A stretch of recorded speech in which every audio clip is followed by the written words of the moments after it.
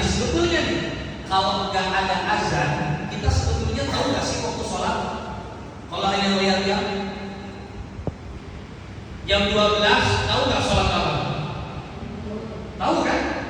Jam 3:30 tahu nggak sholat apa? Asal tahu kita, artinya tanpa ada azan sebetulnya kita tahu nggak waktu sholat? Tahu, tapi ditambah ada azan. Hayya 'alas shalah. Yuk sholat. Biar apa? Hayya 'alal falah. Mau dapat kemenangan nggak? Mau dapat keberuntungan nggak? Mau dapat sesuatu yang pasti enak nggak? Sini sholat. Tapi ternyata banyak yang datang nggak ke panggilan itu. Ada aja yang nggak datang. Padahal itu hidayah lewat telinganya, tapi dengan yang dia bilang mungkin saya belum dapat hidayah. Ayo bahan motor, mandi burung, alasannya nanggung lah inilah itu dan segala macam. Meskipun amal sudah diatur dalam takdir, kita pun diberikan kemampuan oleh Allah. Kita punya akal, kita punya nafsu. Maka dalam Nasihat Kalimat disebutkan tuba wa khasirakan, beruntung dan merugi. Yang beruntung siapa? Yang hawanya mengikuti akalnya. Sedangkan yang rugi, yang akal mengikuti hawa. Karena yang namanya hawa, yang namanya nafsu, inna nafsa la'ammaratu bisu', cenderungnya ngajak kepada keburukan, cenderungnya mengajak kepada malas, berat. Jangankan di sini, alhamdulillah dikaruniakan Allah saya melalui ini. Setidaknya dalam setahun ada beberapa kali berangkat itu, Allah ingin memperlihatkan sudah sampai Masjid Nabawi, sudah sampai Masjidil Haram, masih tetap ada orang yang susah untuk ke masjid. Giliran belanja, ayo. Apalagi yang satu real, padahal jauh. Ya Allah, ya Rabbi, itu gara-gara TikTok. Di mana? Saya ajak yuk melipir lewat Jalan Abu Kubais keluar ke masjid. Allah menyeberang ke Masjid Syajarah, ke Masjid Jin, ditutup di Malang. Nggak mau, jauh. Besok dia nanya, Ustaz, itu eskalator viral di mana? Jauh juga. Tetap mau. Yang dicari padanya begitu. Kopi Juju di mana? Mau deh kopi Juju. Namanya Bans, dibaca di balik Juju, orang Sunda maksudnya. Ternyata kita bisa pilih sudah sampai sana. Yang mau dicari apa? Sampai sana hanya kopi, sampai sana hanya eskalator viral, tapi kisah-kisah tentang sirah malah nggak disentuh. Yang dicari mana makanan Sunda, makan mana mau beli itu. Padahal kita di sana sudah di tempat yang terbaik, bayar tidak murah, meninggalkan keluarga, meninggalkan pekerjaan. Padahal jaminan di sana hanya bawa dua, bawa doa, bawa dosa. Orang yang umroh hanya bawa dua, bawa doa, bawa dosa. Doanya minta diijabah, dosanya minta diampuni. Doanya pun kembali kepada amal kita. Sampai di sana gak sedikit depan Ka'bah, ya Allah, kudus. Mintanya duit. Dikasih, mungkin dikasih sama Allah. Tapi lagi-lagi pilihan kita, masa iya sih cuma minta duit doang? Kita bongkar doa dari Rukun Yamani ke Hajar Aswad. Rabbana atina fid dunya hasanah. Ya Allah, perbaikilah kehidupan dunia kami, ya Allah. Perbaiki diri kami, lisan kami, sikap kami, pandangan kami. Perbaikilah pula pasangan hidup kami, sehingga Allah anggap buat pasangan kita. Karena sehebat apapun seorang istri, tapi punya suami yang masih malas ibadah, nikmat gak hidupnya? Seorang suami yang hebat ibadahnya, punya istri yang sulit ibadah, nikmat gak hidupnya? Setelah itu doakan anak-anaknya, karena anak itu kan, gara-gara anak kan orang tua bisa menjadi tempat sikap yang disebutkan begitu, menjadi pengecut, Bakhil, apa dua lagi? Ini materi selanjutnya tentang tarbiyah nanti diundang siapa? Kenapa kok disebutkan bahwa gara-gara anak orang tua menjadi pengecut, menjadi bakhil? Dua lagi itu, yang pernah dengar itu. Nanti ternyata kan dampaknya cintaan pada seorang anak, nanti orang tuanya akan mengingat dan segala macam. Maka amal di sini kita juga bisa pilih Bapak Ibu. Tidak serta-merta bicara takbir. Kenapa kamu nggak sholat? Ini sudah ditetapkan dalam takdir bahwa saya nggak sholat hari ini. Kita bisa pilih. Sama kan kematian pastinya. Pasti. Tapi kan kita juga bisa pilih mau mati kapan. Dicoba aja sekarang ya, minuman ganti baik semuanya. Tenang aja kalau belum takdir mati nggak akan mati, kamu juga. Coba aja sih itu apa? Tuh ke jalan tol, nyebrang tuh makan. Tenang aja kalau belum ditakdirkan mati maka akan mati. Situ aja nyobain, saya nggak mau. Karena kita juga diberikan oleh Allah kemampuan untuk memikirkan mau beramal bagaimana. Iya.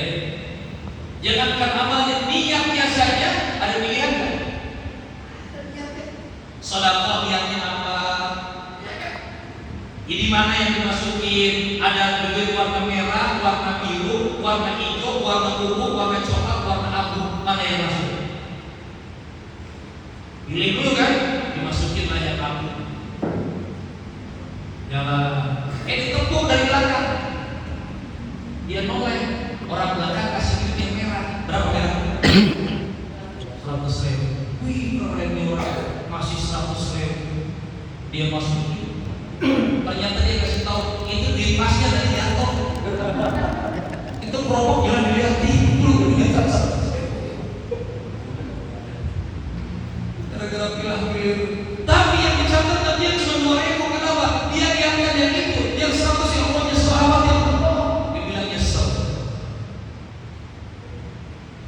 Termasuk Bapak Ibu datang ke majelis ini, meskipun sedikit saya tidak menyatakan nyesel ini datang sedikit kata siapa. Bukan tentang dapat seneng, apa sih seneng? Bukan tentang itu, tapi tentang bagaimana Bapak Ibu dipilih oleh Allah. Karena orang yang dapat ilmu kan dipilih. Ya. Wa idqala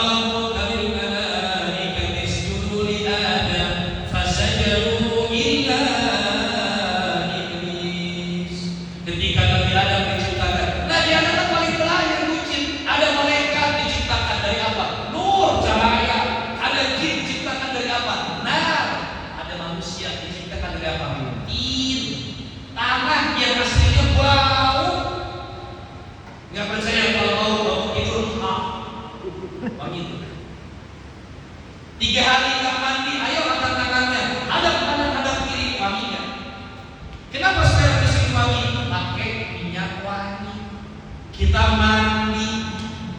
Kita mandi kan semua tadi. Kalau satu kali mandi ini banyak bagi-bagi mandi sapi.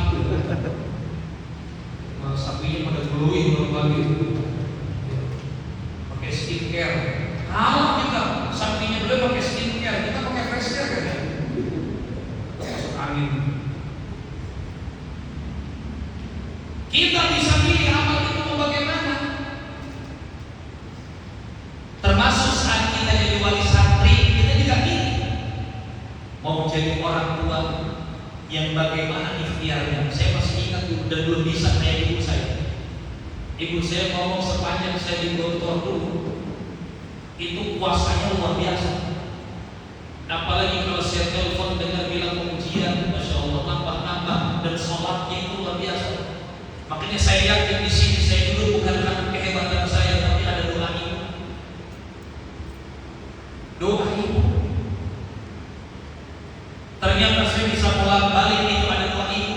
Pertama kali 2013 saya berangkat, ketemu Prof. Didi di Mekah. Ibu saya bilang, Pak Kiai, tolong doakan Arif. Doain anaknya, mana bisa beliau ngomong, tolong doakan saya, doakan kami. Tapi dipikir siapa? Anaknya. Tolong doakan Arif bisa kesini lagi. Prof. Didi bilang, insya Allah bolak-balik.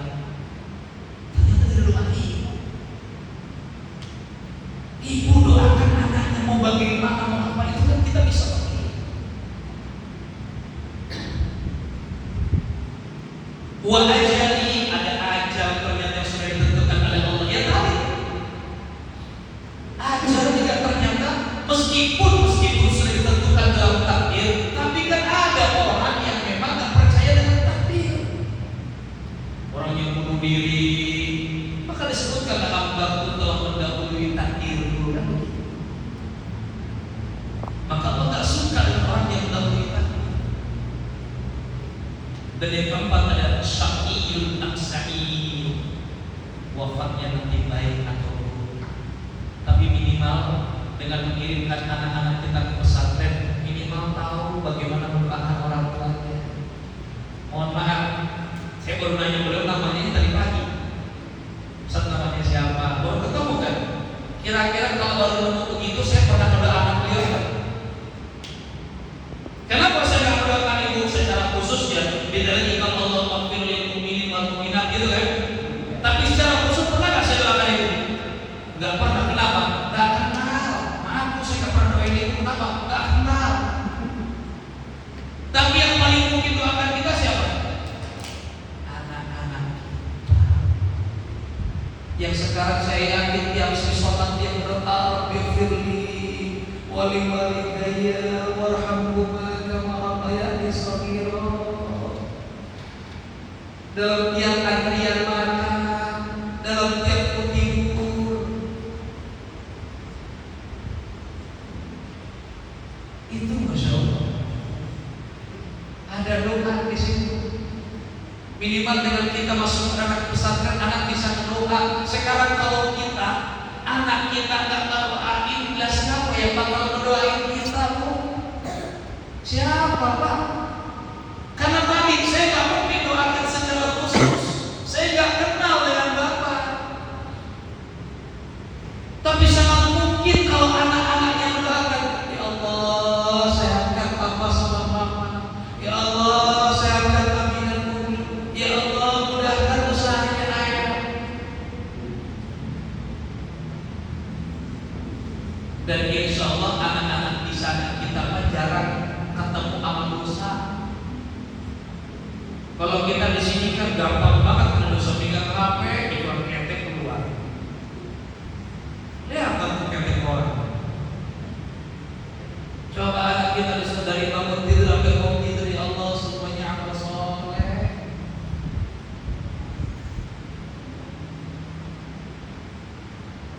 Titipkan. Karena kita tadi nggak tahu ujung perjalanan kita bagaimana. Maka kita semuanya berikhtiar. Tapi Bu, ikhtiar itu Pak, ikhtiar itu kita hanya menyempurnakan usaha kita. Al-insan fit takdir, wallahu fit takdir. Kita hanya bisa berikhtiar, tapi semua takdirnya hanya milik Allah.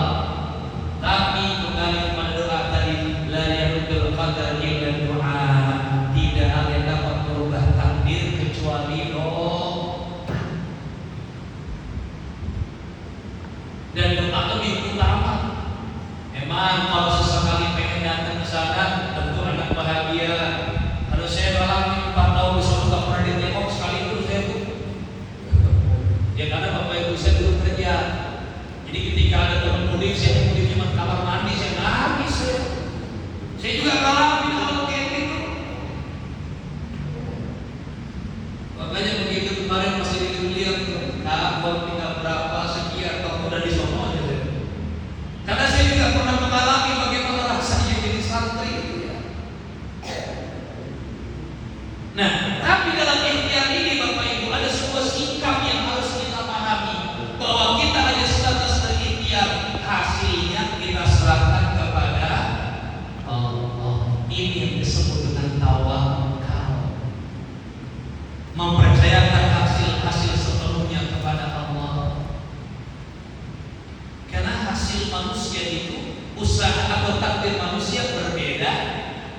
Tadi ayat pertama, sesungguhnya segala sesuatu itu kami ciptakan dengan membawa takdir.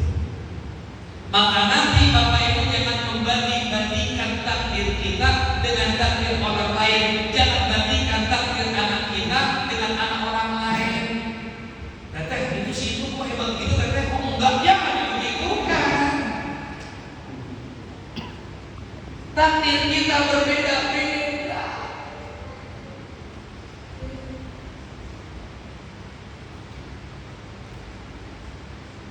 Semua di sini jadi santri, tapi kalau yang di sini santrinya sekarang takdirnya beda-beda. Pengusaha bangunan, Pak Ustaz Supriyo, silakan mau utang semen boleh.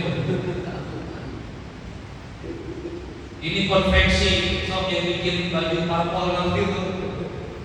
Usaha konveksi ini kiai pondok pesantren beda-beda. Juragan sapi. Yang saya kenal belum, yang saya nggak kenal kan. Kan bentuk keadilan Allah begitu kan. Yang satu ada juragan bangunan, yang satu tukang tanya. Itu kan bentuk adil loh. Saling mengisi kan. Ya kalau nggak kenal kan nggak bisa pinjam dulu, utang dulu, pengen bangun pondok, insya Allah ada uangnya, tapi dia berjalan terus pinjam dulu ya, kan bisa begitu. Karena insya Allah tahun depan ada lagi nanti selama dia menjaminkan ada uang bangunan. Kalau nggak saling kenal bagaimana? Ujungnya ada sebuah sifat namanya tawakal, dan tawakalnya beda-beda. Paling mudah contohnya ya dalam usaha, maka kadang-kadang tulisan di sosmed itu jangan selalu kita ambil. Kadang suka ada di sosmed, jangan ragukan kebaikanku, karena orang baik kepadaku aku bisa lebih baik. Cocok ini? Cocok. Tapi jangan dibalik. Tapi jangan jahat kepadaku, karena aku bisa lebih jahat. Enggak kayak begitu ya. Salah itu. Nabi mah baik sama orang baik, apa orang jahat atau baik tetap. Contoh hadis tetangga, man kana yu'minu billahi wal yawmil akhir fala yu'ti jarahu. Siapa yang beriman pada Allah dan hari akhir jangan menyakiti tetangga. Titik di situ titik. Jangan pakai kaki. Tapi kalau kita banyak resep kita rasa balik, kan begitu jadinya. Kalau tetangganya resep kita tetap berubah. Harga diri loh, ya enggak gitu. Coba berapa banyak di berita terakhir ya Imin sama siapa tuh? Tahu kan itu juga? Sahara. Sebelumnya juga ada yang di mana tuh tetangga ada lempar kotoran sampai bikin portal lagi ada film.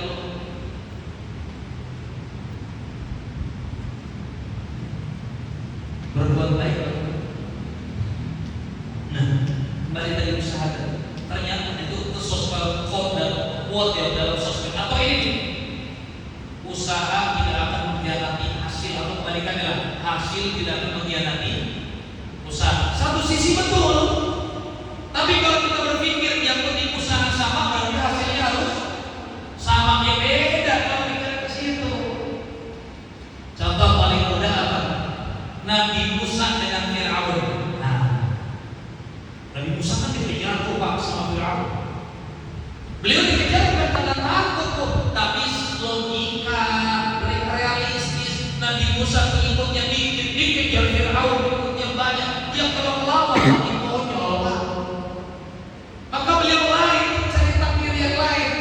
Tiba-tiba ada di Syafi'il Bahar, ada di ujung laut. Harus kemana ya Allah? Apa kata Allah? Idrib bi asal al-bahar. Pukul wahai Musa tuh laut itu. Dipukul pakai apa? Tongkatnya. Ini ikhtiar yang Allah minta. Sedikit ikhtiar yang pukul. Jadi apa tuh laut? Terbuka jalan. Tuh ikhtiar kita. Gak usah bingung. Ya Allah, anak saya pada depan bayar SPP gimana ya? Insya Allah ada jalannya. Karena bukan Bapak Ibu yang lain. Kalau mau curhat, semua orang juga curhat. Saya juga curhat, boleh. Tentang anak-anak sekolah, tentang apa. Tapi selama ada dijamin rezeki, selama itu keluar berusaha dan sebagainya.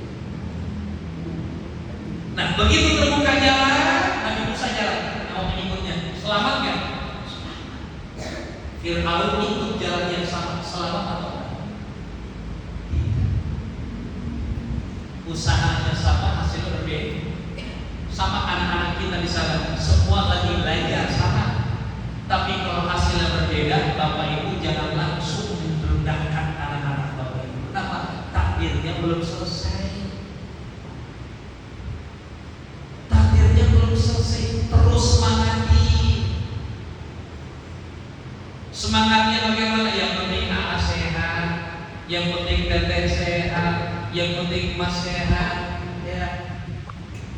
Nilai ini rendah nggak apa-apa, yang kita belajar lagi ya. Saya khawatirnya kalau nilai bagus semua jadi presiden ternyata. Semua materi bagus semua kan? Wah ini bahasa Arabnya kan mustahil. Kalau nilainya 10 semua mau jadi apa nanti? Maka kadang-kadang yang satu nilainya tinggi, yang satu jeblok. Kadang-kadang nilai jeblok semuanya tapi akhlaknya baik. Kadang akhlaknya biasa, nilai biasa, di pondok ada bahasa mustahmal, kepake kesana sini, pakai dan kepakainya macam-macam. Ya alhamdulillah kalau di sini mungkin yang namanya sopir orang mikirnya rendah. Saya di Gontor udah jadi sopir, tapi sopirnya kiai beda. Orang mah jarang masuk rumah pakai yang mau kiai menggandeng. Saya masuk rumah beliau, ambil kunci mobil beliau, pakai mobil beliau, sopir tidurnya. Tapi sopir kiai nganterin guru-guru senior kalau berobat, sopir ambulan aja.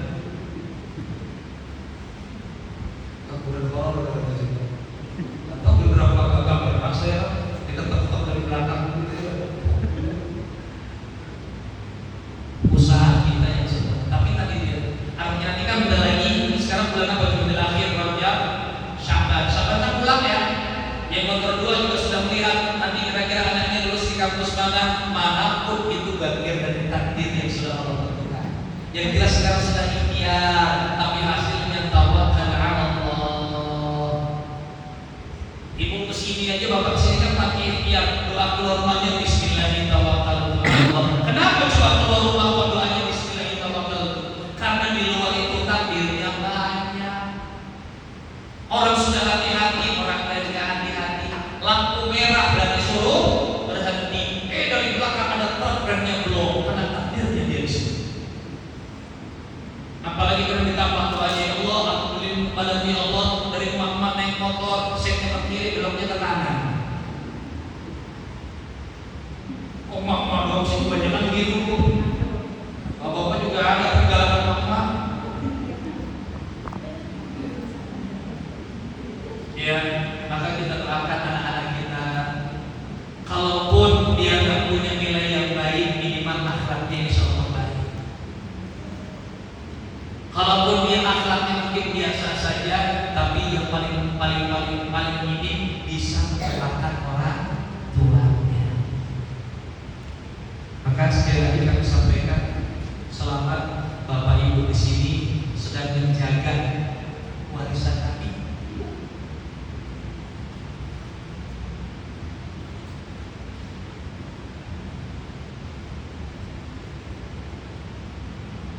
Menjaga warisan yang disampaikan oleh Nabi. Dan insya Allah anak-anak kita nanti yang bergerak bersama di sini. Anak-anak kita yang akan mewarnai umur, bahkan dunia dengan ilmunya, dengan amalnya, dengan akhlak. Silahkan setiap sujudnya di dalam tahajudnya doakan anak-anak kita. Kalau boleh bukan hanya anak-anak bapak ibu, tapi secara umum anak-anak Bogor.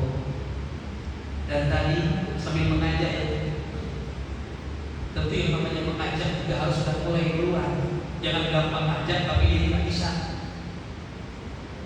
Saya mengajak, kalau tiap bulan ada WA yang nyangkut ke ibu, yuk untuk para yang tamat anak-anak Bogor, silakan sangkutkan 50.000, mungkin 100.000. Biasanya saya sudah lihat yang nyampe 100 ribuan ya, karena kurang berapa orang lagi gitu kan. Jika contoh orangnya 100.000, kurang 3.800, tinggal 38 orang lagi. Ini contoh. Karena di situ kita juga sambil berusaha anak-anak yang mungkin secara rezekinya itu belum Allah mampukan ada di sana, tapi melalui yang lain Allah sampaikan pada akhir rezeki. Mudah-mudahan anak-anak kita menjadi anak yang saleh-saleh, alim-alim, nafi'. Allah jaga akhlaknya, Allah berikan iman dan Islam yang baik, dan kelak pada akhirnya bisa membela kita di akhirat nanti. Amin ya Allah ya Rabbal alamin. Baik Bapak Ibu sekalian, yang saya sampaikan kembalikan kepada